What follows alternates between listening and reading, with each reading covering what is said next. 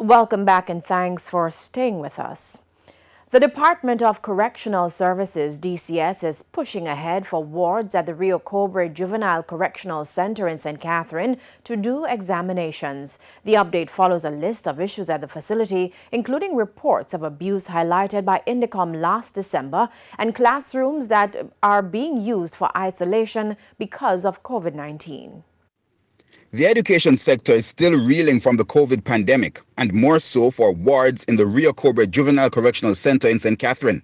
More than 40 males were to begin using a new classroom at the facility, but COVID-19, among other things, have impacted that plan.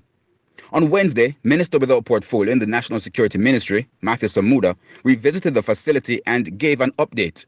We needed some additional square footage to ensure that the number of classes and the number of specialty areas can be focused on at the same time. The persons in charge are particularly focused on getting these youngsters ready.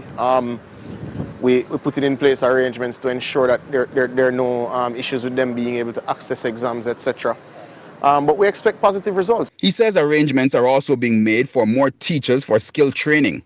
Mr. Samuda says Wednesday's tour also allowed for dialogue with psychological support staff in addressing aspects of the Indicom report, which identified cases of physical abuse.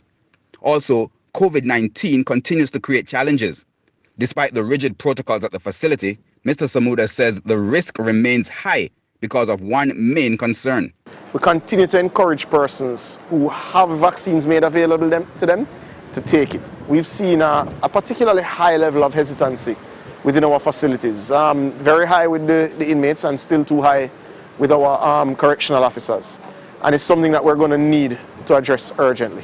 In addition to accessing examinations, skills training with accreditation is also being made available to the wards. It's hoped that these measures will help reduce recidivism among the juveniles. Herman Green, TVJ News.